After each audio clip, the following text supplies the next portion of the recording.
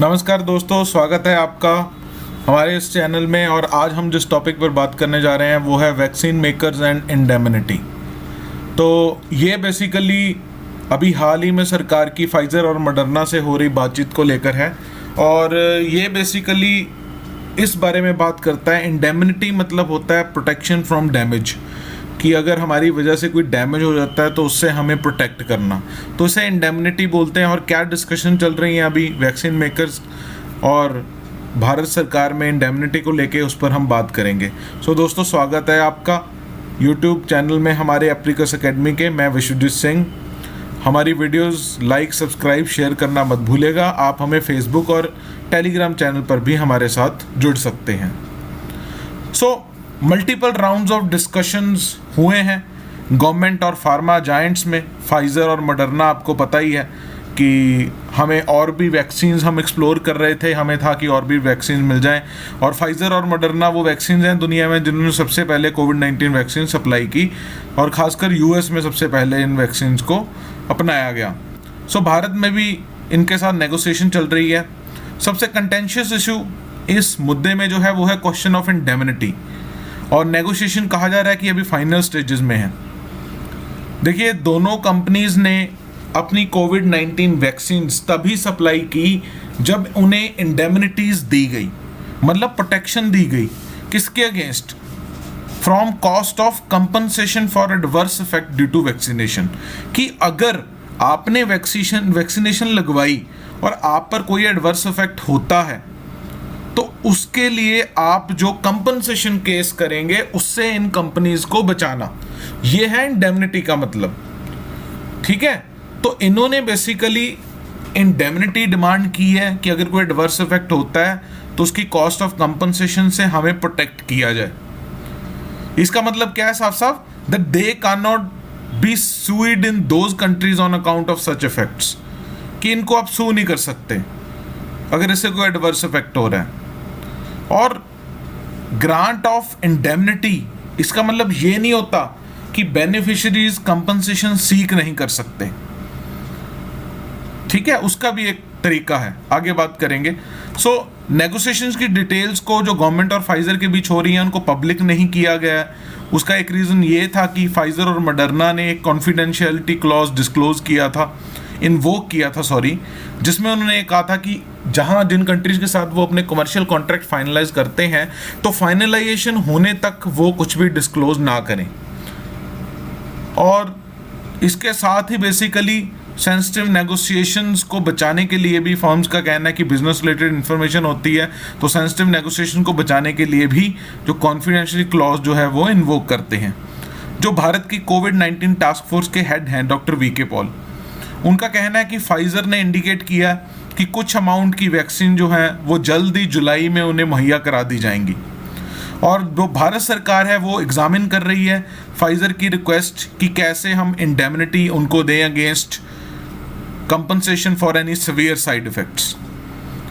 ठीक है, सिमिलरली ऐसा नहीं है कि भारत से इन्होंने इंडेमनिटी डिमांड की है, इन्होंने उन सभी देशों से इंडेमनिटी डिमांड की है जहां पर इन्होंने अपनी वैक्सीन सप्लाई की है। ठीक है, इनकी एक्सपेक्टेशन है कि लायबिलिटी इनकी इंडेमनिफाइड की जाए। लीगल लैंग्वेज में इन्होंने साफ साफ बताया है। और डॉक्टर पॉल का कहना है कि हम जो भी डिसीजन लेगी सरकार वो लार्जर इंटरेस्ट ऑफ पीपल में लेगी, और अभी डिस्कशन के तहत है, कोई भी डिसीजन जो है अभी तक नहीं लिया गया है। तो डिसीजन लेने तक हम नहीं कह सकते कि गवर्नमेंट उनको इंडेमनिटी दे रही है नहीं दे रही है। ठीक है, तो ये तभी पता लगेगा जब ये फाइनलाइजेशन हो जाएगी।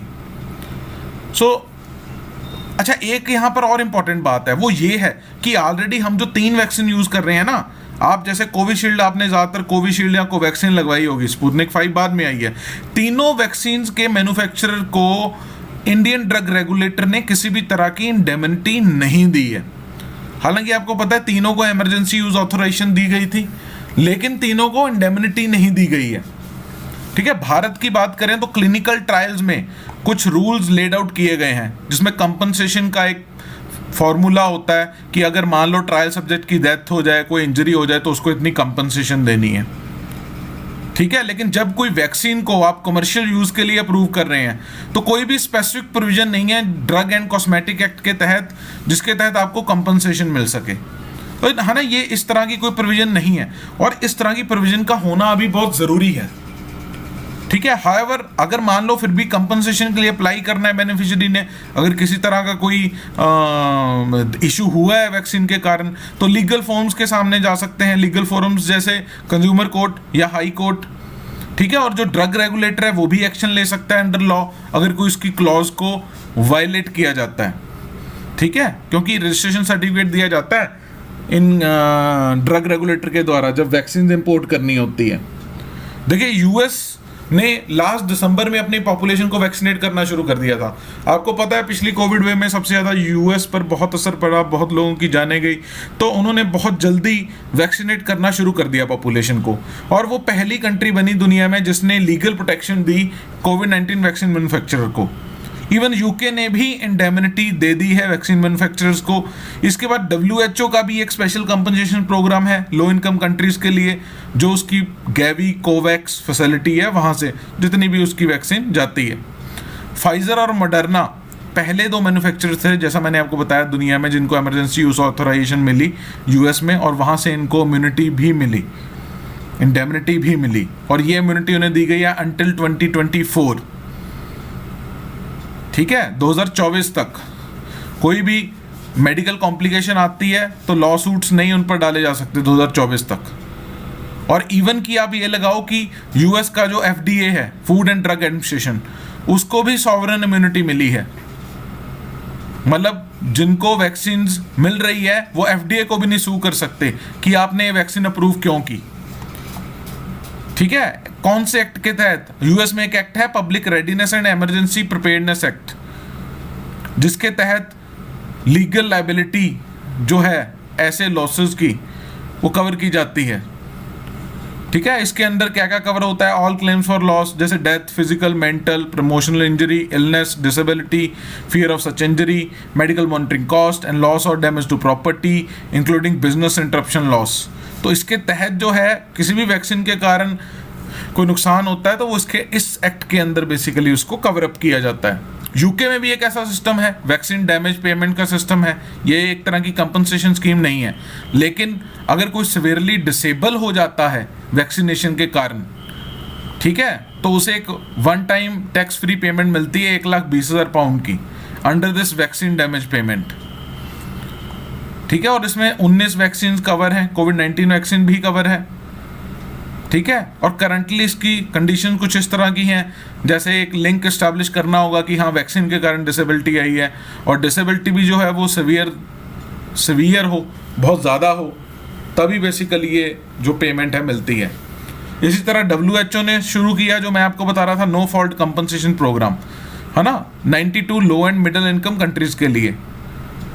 और ये एक पूरी वर्ल्ड लेवल का global vaccine injury compensation mechanism है। और इसको फंड कैसे किया गया है कि हर डोज जो दी जाती है उस पर छोटी छोटी अमाउंट जो है लिवाई लगाया गया है। ठीक है। एक बना था ना गैवी कोवैक्स, जिसमें बेसिकली था कि पूरी दुनिया को जो है कोविड वैक्सीन मुहैया करानी है। ठीक है। और ये प्रोग्राम भी बेसिकली बहुत ही रेयर और सीरियस एडवर्स इवेंट्स के लिए है। ठीक है। जिनको भी कोवैक्स डिस्ट्रीब्यूटर वैक्सीन मिली है जून 2022 तक, ये भी जून 2022 तक है। ठीक है। तो अब नेक्स्ट जिस टॉपिक से हम बात कर रहे थे, भारत इनको इंडेमनिटी देगा फाइजर और मॉडर्ना को नहीं देगा, इस पर तभी बात कर सकते हैं जब कोई ना कोई जो ठोस है वो बाहर मीडिया में आता है, क्योंकि कॉन्फिडेंशियलिटी क्लॉज है। तो जब तक बाहर नहीं आएगी बात तब तक इस पर और डिबेट हम नहीं कर सकते। फिलहाल आप इतना जान लीजिए इंडेमनिटी क्या है, कैसे होती है, क्या सिस्टम है, हमारे यूके में क्या है, यूएसए में क्या है, हमने इस पर बात कर ली है। ग्लोबल लेवल पर भी कोवैक्स गैवी फैसिलिटी की बात कर ली है, डब्ल्यूएचओ के नो फॉल्ट कंपनसेशन प्रोग्राम की भी। ठीक है। तो ये था बेसिकली आज का टॉपिक। कोई सवाल हो, कोई क्वेश्चन हो, कोई डाउट हो, आपको हमारी वीडियोस अच्छी लगती हैं तो प्लीज़ शेयर कीजिएगा। आप लोगों की सपोर्ट के कारण ही हम और आगे बढ़ सकते हैं। सो धन्यवाद, खुश रहिए, स्वस्थ रहिए।